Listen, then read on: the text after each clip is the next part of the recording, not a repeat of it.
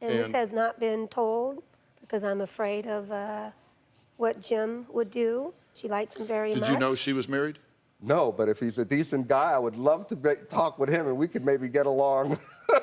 So at least I know my daughter's safe if he's a decent guy. You didn't know she was remarried? No, I just heard right now.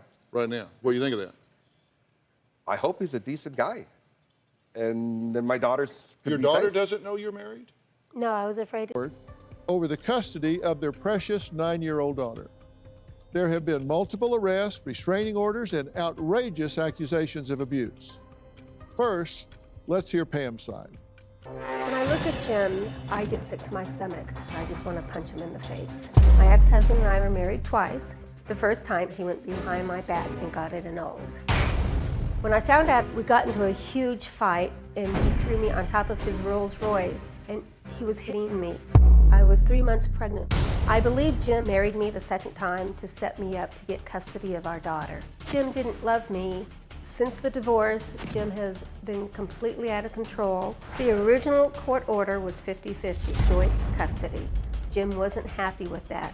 Jim feels he needs to have custody of our daughter.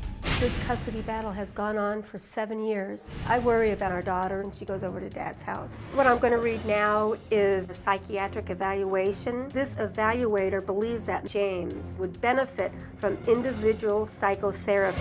She tells me that she's afraid of him because of all the guns in the house. She tells me he sleeps with the gun under his pillow. This last August, our daughter texted me, "Take me home now." And I text her back, "What's wrong?" And she said, "Dad called me an word kid." It's been court ordered for Jim to get psychiatric help, and he refuses to go. When she goes over to Dad's house, he takes her cell phone away from her, and it's been 5 weeks now on weekends that I have not talked to my daughter. She told the judge she heard her dad saying that God and Jesus need to kill me so he has complete control over her. She's asked the judge, "Please don't tell my dad, he will kill me."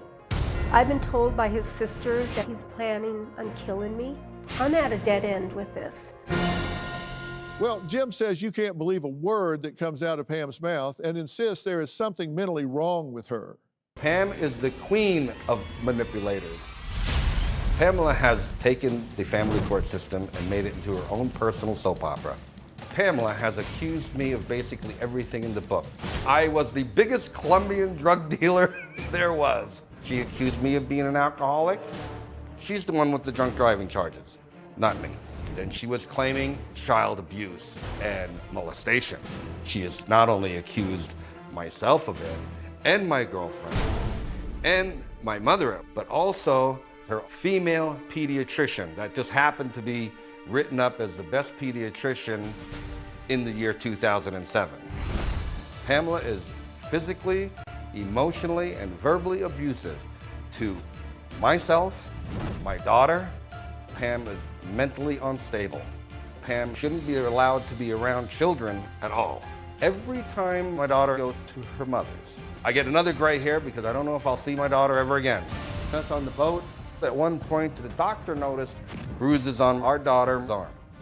She said, "My mom pulled my arm." I have filed CPS reports. I was told they do not have the manpower to even bother doing anything about it.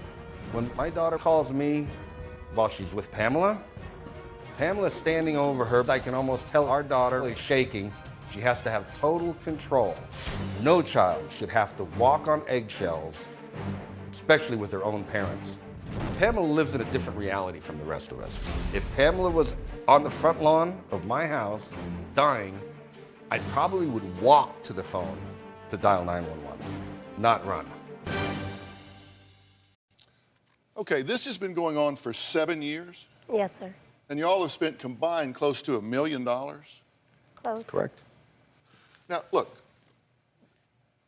there's a child hanging in the balance here, and you may really not put that at the top of the priority list. You may not put that at the top of the priority list, but I do. And let me tell you, I'm trained in forensic psychology. I am trained to sit as an officer of the court and make determinations about the fittedness of a parent both comparatively and in isolation. And that's why I came I here. look at these sorts of things. I have done that as an officer of the court. I want to know what's really going on here. And let me tell you, manipulations make you look really bad as opposed to straight out candor. Now, have you been arrested 5 times for attacks and assault and violation of restraining orders concerning your husband, your now ex-husband? He's had me arrested 4 times. The one time was because I failed to appear in court. Okay, so that would be correct. You've been arrested 5 times. 5 times you have become in such conflict with authorities that you have had your liberty, your freedom taken away from you, and you have been incarcerated. Yes. Because let me tell you, taking someone's freedom in America is a big thing. If you have come in such violation with the rules and authority that you have been taken out of the game, off of the streets, and put behind bars, then that's a pretty big violation. That hasn't happened to you once, twice, but 3, 4, 5 times. Yes, sir. So you're either a slow learner or you're really having a problem with authority. So which is it? Probably both. Okay, so you just don't get it. You just keep getting arrested over and over and over. Would you say that's true? I did, yes. Okay. Have you, in fact, attacked him on multiple occasions? Whenever I've attacked him, it was in self-defense, Dr. Phil. Did you attack his girlfriend in self-defense? Absolutely not.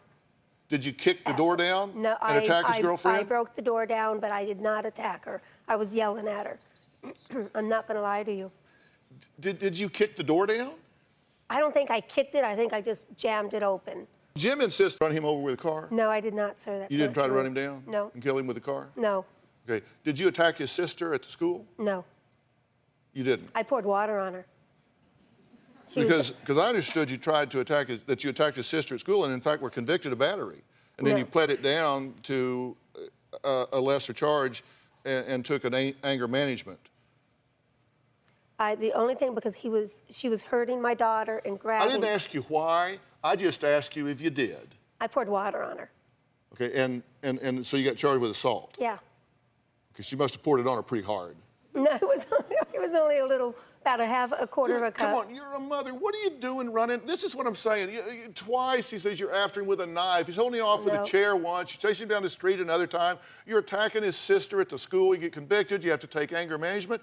And you say, no, that's all a bunch of hooey. It's a bunch of hooey. But yet, people that aren't involved, not him, but the authorities, have seen cause to incarcerate you not once, twice, 3, 4, 5 different times. And it's not just him, it's his sister.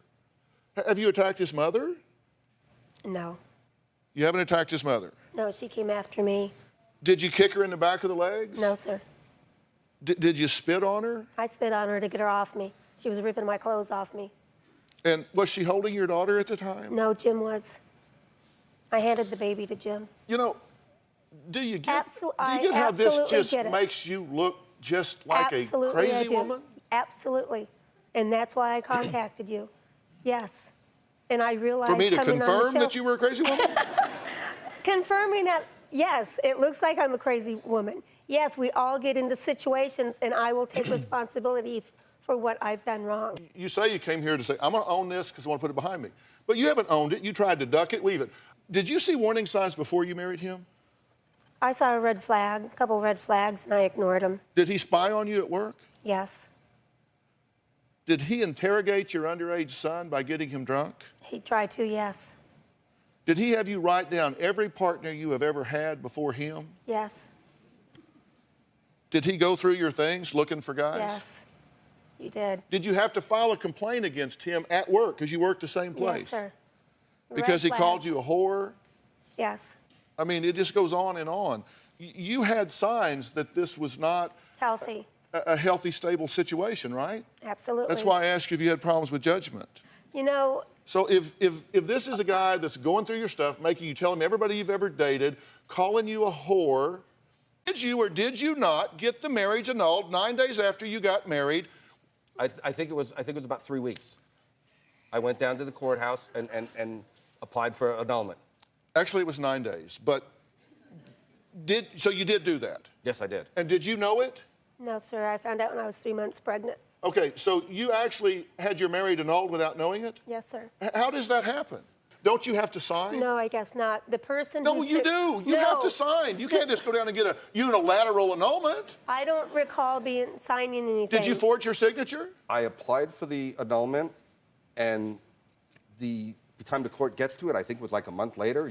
She was not pregnant yet, and we did have to go down to the court, and they made the annulment then.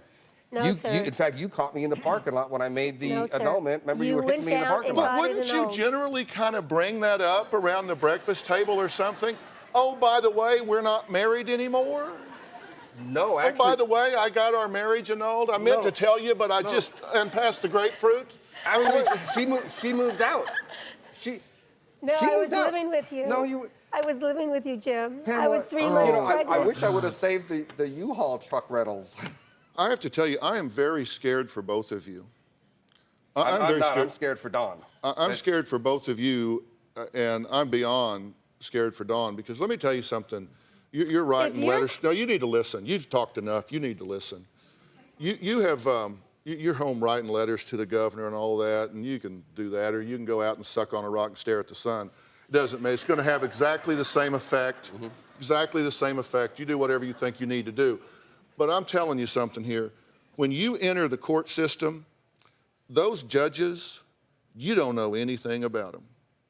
And you have given them power in your family, and you can walk in there at any moment, and they can pick that gavel up and just make a pronouncement and terminate you I know, sir. from your daughter's life, or terminate you from your daughter's life, wrap that gavel, and you spend the rest of her life trying to unring that bell. You are in dangerous waters here. And the two of you need to decide that your daughter's best interest, ability and validity of this test. Upwards of 90%. Upwards of 90%. There were 2 questions asked, is that right? 2 relevant questions, yes. 2 relevant questions. You asked a lot, but the 2 relevant questions. Right. The 2 relevant questions were, number 1, have you ever deliberately injured your daughter, causing a bruise on her body? And your answer was? No. The second question was, since her birth, have you ever deliberately injured your daughter, which resulted in a bruise on her body? Your answer was? No. And the results were not deceptive. That is true and accurate, that you have never deliberately injured your daughter, causing a bruise on her body. I might spoil her too much.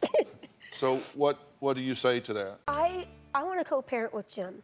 I want Jim and I to get back into a co-parenting Is she safe in your program. home? Dawn? Yes. Very safe. Do you have a girlfriend? Not any longer. Do you have a boyfriend? I have a husband. You're married. I'm married. And this And- has not been told because I'm afraid of what Jim would do. She likes him very much. Did you know she was married? No, but if he's a decent guy, I would love to talk with him, and we could maybe get along. So at least I know my daughter's safe if he's a decent You guy. didn't know she was remarried No, I just heard right now. right now. What do you think of that? I hope he's a decent guy, and then my daughter's could Your be daughter safe. doesn't know you're married? No, I was afraid to tell her. I wanted her to get to know, because she's never seen me really even date. So I wanted her to spend time with him. She's never seen you date him and you're married to him? No, she has been around the house. Does he live there? Yes, he does now.